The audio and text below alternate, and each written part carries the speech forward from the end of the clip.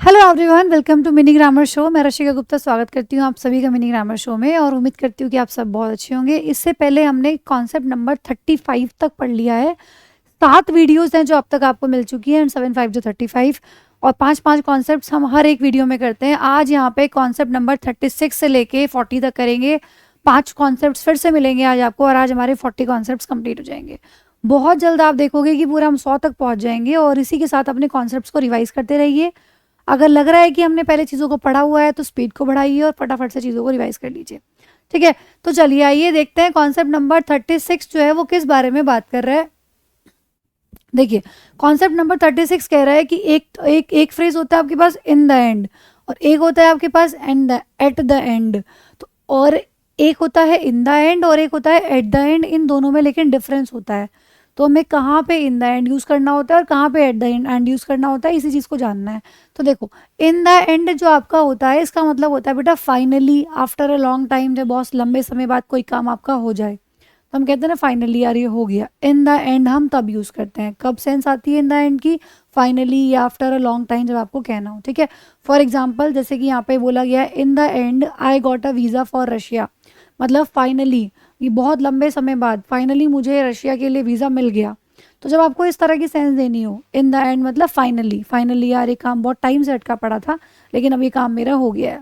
जैसे यहाँ पर देखिए, ये एग्जाम्पल बिल्कुल सेंटेंस एकदम करेक्ट है, कोई भी दिक्कत नहीं, एग्जाम्पल्स ही दिए हुए हैं। ठीक है, in the end we manage to shift to our own house, finally हमने अपने नए घर में शिफ्ट कर लिया, मतलब बहुत लंबे समय बाद हमने अपने ऐसा काम हमारा हो गया, नए घर में शिफ्ट कर लिया। बिल्कुल सही है। तो ये तो एग्जाम्पल्स हो गए आपके इन द एंड के। इन द एंड का मतलब होता है फाइनली, जबकि एट द एंड आपको कहाँ यूज़ करना है इसको भी देख लीजिए।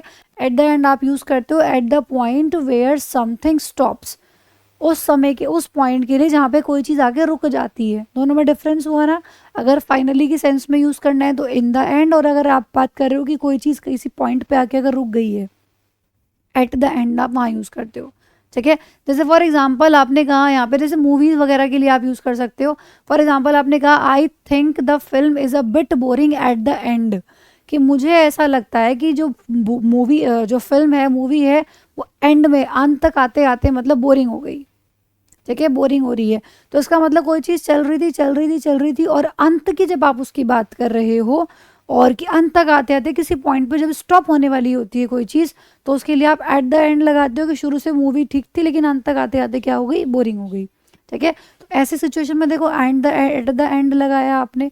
जैसे आपने बोला at the end he decided to consult a doctor, अंत में फिर उसने, पहले तो चीज़ों के साथ उसने कॉम्प्रोमाइज़ किया कि नहीं यार चलो दवाई खा के काम चला लेंगे यार वो, लेकिन जब चीज़ें ज़्यादा बिगड़ गई तो एट द एंड मतलब एक पॉइंट पे आके उसने फिर सोचा कि चलो, उसने डिसाइड किया कि डॉक्टर से कंसल्ट कर लेते हैं। ठीक है, तो जब आप बिल्कुल किसी भी बात की एंड तक बात करते हो, मतलब बिल्कुल उसके अंत तक पहुंच जाते हो, तो उस केस में हम एट द एंड का यूज़ करते हैं, जब कोई चीज़ फाइनली किसी चीज़ पे आके रुक जाए। ठीक है, तो जब इस तरह की सेंस आ रही हो तो एट द एंड लगा रहे होते हैं। नेक्स्ट है हमारा कॉन्सेप्ट नंबर 37, जिसमें हम बात करेंगे इन स्पाइट ऑफ और डिस्पाइट के बीच का डिफरेंस। इन स्पाइट ऑफ, ये पूरा एक वर्ड है बेटा, इन स्पाइट। ठीक है, इस तरीके से इन स्पाइट ऑफ और डिस्पाइट, ये दोनों एक ही होते हैं। या तो आप इन स्पाइट ऑफ बोल लो या आप डिस्पाइट बोल लो। एरर कैसे आएगी? डिस्पाइट के साथ ऑफ नहीं लगाना है बस। ठीक है, इन स्पाइट के साथ ऑफ लगता है और डिस्पाइट, और इन दोनों का मतलब एक ही होता है। देखो लिखा भी है they can be use interchangeably. Interchangeably मतलब आप इसको जहाँ पर डिस्पाइट लगाए वहाँ इन स्पाइट ऑफ लगा सकते हो, जहाँ पे इन स्पाइट ऑफ लगाए वहाँ डिस्पाइट लगा सकते हो।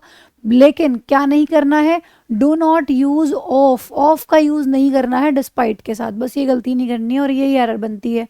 जैसे यहाँ पे देखो बेटा इन स्पाइट ऑफ लिखा है, बिल्कुल ठीक है, कोई दिक्कत नहीं है। In spite of is criminal record, और इसका हिंदी मीनिंग क्या होता है? इन स्पाइट ऑफ है वो चाहे डिस्पाइट हो, इसका हिंदी मीनिंग होता है के बावजूद। के बावजूद, जैसे यहाँ पे बोला गया है कि क्रिमिनल रिकॉर्ड्स के बावजूद भी उसको जॉब मिल गई, ही गॉट द जॉब। तो इस तरह की सेंस आ रही होती है के बावजूद। तो आपने यहाँ पे इन स्पाइट के साथ ऑफ लगा रखा है, सेंटेंस एकदम करेक्ट है। नेक्स्ट देखो, our company is doing extremely well, हमारी कंपनी बहुत अच्छा कर रही है रिसेशन के बावजूद भी। ठीक है, तो डिस्पाइट लगा रखा है आपने, उसके बाद ऑफ नहीं लगाया, बिल्कुल सही है, कोई दिक्कत नहीं है। डिस्पाइट के साथ ऑफ नहीं लगाना है, इन स्पाइट के साथ ऑफ लगाना है, मीनिंग दोनों का सेम होता है, ठीक है। जैसे he was very fast in spite of being terribly overweight, ठीक है, ओवरवेट होने के बावजूद भी वो बहुत तेज है, ठीक है। तो यहाँ पे देखो इन स्पाइट ऑफ, बिल्कुल ठीक है, इन स्पाइट ऑफ ही लिखते हैं। डिस्पाइट द हैवी रेन, तेज बारिश होने के बावजूद भी we manage to reach the venue in time, हमने समय से वेन्यू पर पहुंचने का ट्राई किया, ठीक है। अब देखो यहाँ पर बच्चा, कल हमने आपको पढ़ाया था कॉन्सेप्ट नंबर 34 में, what is the difference between in time and on time, याद है? इन टाइम मतलब समय से पहले अगर आप पहुंच गए, और ऑन टाइम बिल्कुल समय पर पहुंचे हो, ठीक है। तो आप कह रहे हो कि बारिश बहुत ज़्यादा थी फिर भी हम टाइम से पहुंच गए, मतलब पहले ही पहुंच गए समय से, ठीक है। तो देखो इन टाइम लगा रखा है यहाँ पे, बिल्कुल ठीक है। डिस्पाइट, फिर से ऑफ नहीं लगाया, बिल्कुल ठीक है। Despite being much younger than the others he won the race, ठीक है, सबसे छोटा होने के बावजूद भी उसने रेस जीत ली। तो बावजूद इस तरह की सेंस यहाँ पे आ रही होती है, बस ध्यान ये रखना है कि एरर कैसे आएगी एग्जाम में, डिस्पाइट के साथ ऑफ लगा मिलेगा, वो गलत हो जाएगा, ठीक है। कॉन्सेप्ट नंबर 38, कुछ एडवर्ब्स हैं, ठीक है, जैसे आपको यहाँ पे दिए गए हैं, ये कह रहा है कि फॉलोइंग एडवर्ब्स, फॉलोइंग मतलब नीचे जो दिए गए हैं, have two forms with different meaning, उनकी दो दो फॉर्म्स होती हैं अलग अलग मीनिंग के साथ, ठीक है, उनको पढ़ते हैं एक बार। सॉरी, चलिए, तो कुछ एडवर्ब्स हैं जिनकी दो दो फॉर्म्स होती हैं, मीनिंग अलग अलग होता है। जैसे फ्री, फ्री तो आप लोग जानते ही हैं, फ्री वर्ड हो गया, और इसी के साथ अगर फ्रीली आ जाए तो देखो दोनों अलग अलग है ना, लेकिन दोनों का मीनिंग अलग अलग हो। अगर हम फ्री बोल रहे हैं, इसका मतलब उस चीज़ का कोई कॉस्ट और कोई पेमेंट नहीं लग रहा है। जैसे फ्री आप बोलते हो कि इस चीज़ क्या, ये चीज़ फ्री है, इसका मतलब उसका कोई कॉस्ट आप पे नहीं कर रहे हो, ठीक है। और फ्रीली, अगर फ्रीली कह रहे हो तो फ्रीली का मतलब है किसी के दबाव में आप नहीं हो, not under the control of another, दूसरों के दबाव में ना होना, इंडिपेंडेंट होने को हम फ्रीली कहते हैं। आप फ्रीली घूम सकते हो, मतलब अगर मैं किसी को कह रही हूँ यार तुम फ्रीली घूम सकते हो यहाँ पे, इसका मतलब इंडिपेंडेंटली घूम सकते हो, कोई दिक्कत नहीं, किसी का दबाव नहीं है, ठीक है। तो ये दोनों में डिफरेंस होता है। दोनों के एग्जांपल्स दिए गए हैं। I gave the books free of cost, मैंने जो किताबें दी वो फ्री ऑफ कॉस्ट दे दी, ठीक है। और यहाँ पे देखो you may speak freely, freely का मतलब अलग होता है कि तुम खुल के बोल सकते हो, कोई रोक टोक नहीं है, ठीक है। तो फ्री अलग होता है, फ्रीली अलग होता है। एडवर्ब्स के टू फॉर्म्स जिनके अलग अलग मीनिंग, ऐसी इसी तरीके से यहाँ पर देखिए लेट, लेट और लेटली, ये दो हैं आपके पास। लेट का मतलब तो आप जानते ही हो, जब आप देरी को कहते हैं, ठीक है, आफ्टर एन एक्सपेक्टेड टाइम, मान लो आप क्लास में लेट आए, वो वाला लेट है ये, ठीक है। I have to work late tonight, मुझे देर तक काम करना पड़ेगा, तो ये तो देर वाला लेट हो गया। लेट तो आप जानते हो देर वाला हो जाता है, कि आज मुझे देर तक जागना पड़ेगा, तुम बहुत देर से आए, वो वाला देर हो गया है। तो एक होता है लेटली, लेटली का मतलब ये नहीं है बेटा एल वाई लगा दे तो ये भी देरी की बात करेगा, नहीं, लेटली का मतलब होता है हाल फिलहाल में, ठीक है, इन रिसेंट टाइम्स। देखो बिल्कुल मीनिंग चेंज हो गया ना एल वाई लगाने से। तो लेटली का मतलब होता है जैसे फॉर एग्जाम्पल मैंने कहा कि अभी हाल फिलहाल में मैंने ये मूवी देखी है, तो वहाँ पे आप लेटली यूज़ कर सकते हो। I have been worried about my future lately, ऐसे लेटली तो आपने लगाई दिया है। लेटली हाल फिलहाल में अगर मैं बात करूं तो मैं बहुत ज़्यादा चिंतित हूं अपने फ्यूचर को लेके। तो यहाँ पे लेटली का सेंस क्या देरी से आ रहा है? नहीं, अभी रिसेंट टाइम्स में मैं अपने फ्यूचर को लेके बहुत चिंतित हूँ। तो जब हाल फिलहाल फ्यूचर की बात की जा रही हो तो आप लेटली लगाते हो, और लेट आता है देरी के लिए। तो ये इंपॉर्टेंट है, आपको ध्यान रखना है, एग्जाम में क्वेश्चंस भी पूछे जाते हैं। चलो अब हम बात करते हैं, नेक्स्ट कॉन्सेप्ट पे आते हैं, कॉन्सेप्ट नंबर 39। देखिए ये रहा, चलिए कॉन्सेप्ट नंबर 39 क्या कह रहा है? An objective case comes after all the propositions.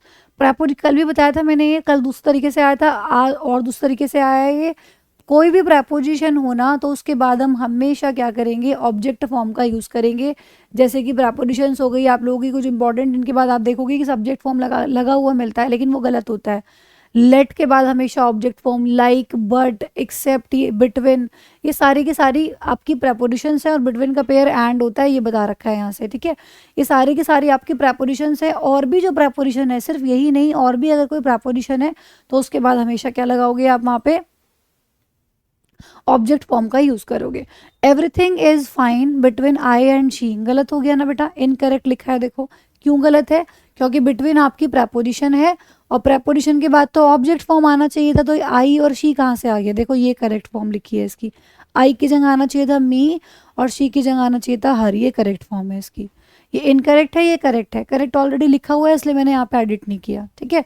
Next आ जाओ, ऐसे देखो, let me go and talk to her, बिल्कुल सही है। लेट के बाद आपने ऑब्जेक्ट फॉर्म का यूज़ किया मी का, इसलिए सेंटेंस एकदम करेक्ट है, कोई दिक्कत नहीं है इसमें।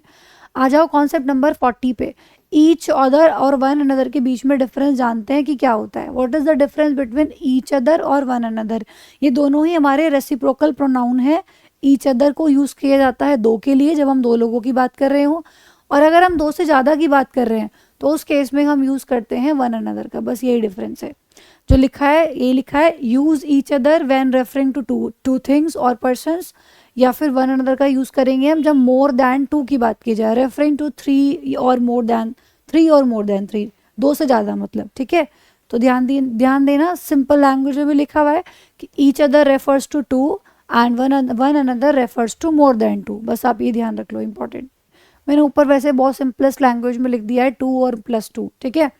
चलो कुछ एग्जाम्पल से समझते हैं इसको।